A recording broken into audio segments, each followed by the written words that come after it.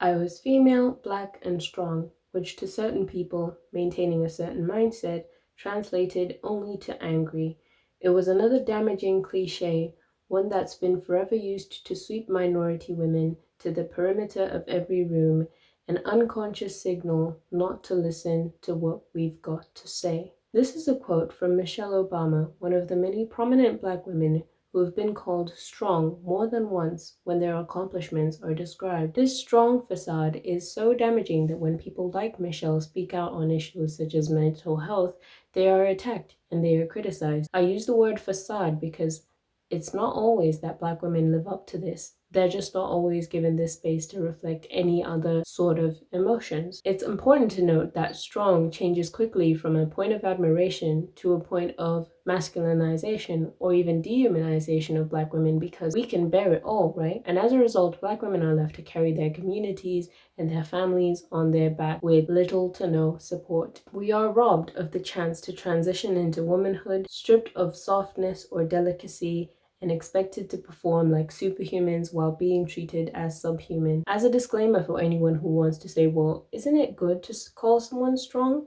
Aren't these women good role models? Well, yes, but the problem is when there is a binary between you are either strong or not. Because in reality, black women are just as nuanced and complex as any other group of women. But the point of this video is that there are very few points of reference in the media where black women are seen existing in other forms, just existing, or just having fun, or just being cute. Enter the cottagecore aesthetic. Our good old friend Wiki calls it an internet aesthetic that celebrates a return to traditional skills and provides an escape from many forms of stress and trauma, or an aspirational form of nostalgia that praises the benefits of living a slow life. Given the events that have been and are occurring in the pandemic, where as for black women and black people in general, we are being bombarded with images of trauma, of racial trauma online, it is important to have some form of escape. It's not always possible, but it is important. A form of escape through cute flowy clothes,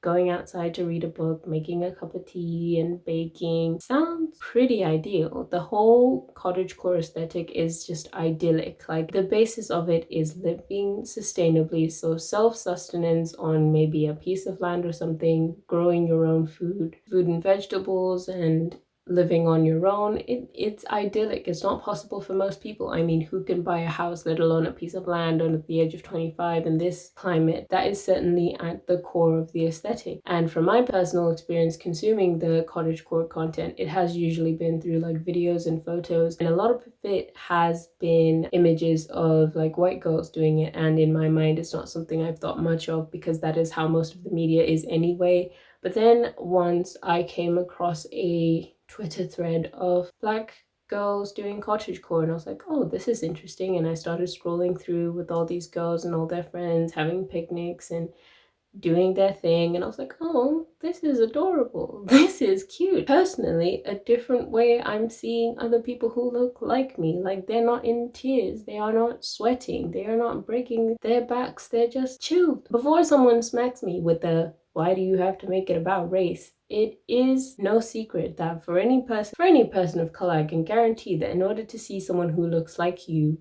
whenever you search for something, you have to prefix your search with black girl, black woman, black lady before you can find a result that looks like you. A friend, her name is Darcy on YouTube, and she does a lot of black girl tries videos, and a lot of the reason why we have to put black girl tries is because the algorithm won't put us together with other people that are white or other people of color that aren't black. We're at the bottom of the barrel with this. We're not really pushed to the top. Cottagecore to me is also unique in its romanticization of this simple life, considering that a lot of aesthetics are predicated on mass capitalism, where you have to amass all this stuff and companies providing you with this stuff, whereas cottagecore is based on thrifting and vintage fashion.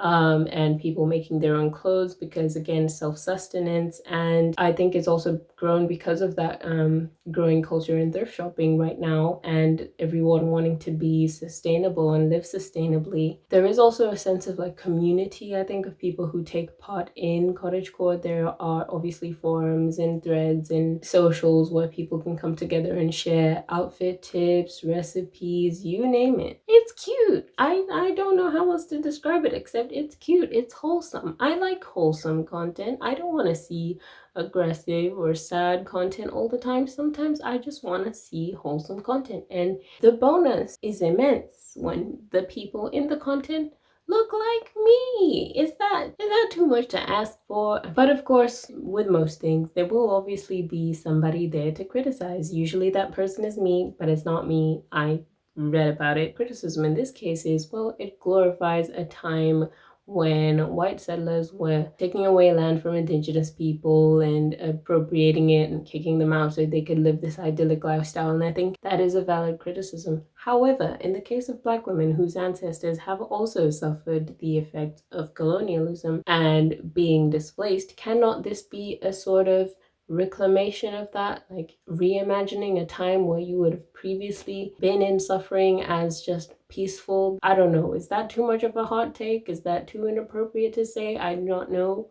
Please do not crucify me. I'm just trying to support people enjoying what they enjoy, because sometimes things need to be that. And it's very suspect to me that the only time this criticism has been brought up is when Black women are doing it, because it's, oh, you can't participate in that because it is reminiscent of when white people did blah blah blah. Like, why have you not brought this up before? Like, I feel like there is always somebody there to ruin the joy and excitement of Black women whenever they are just doing anything on the internet, just existing. It's important to allow Black girls and women to explore different aesthetics and fashion concepts.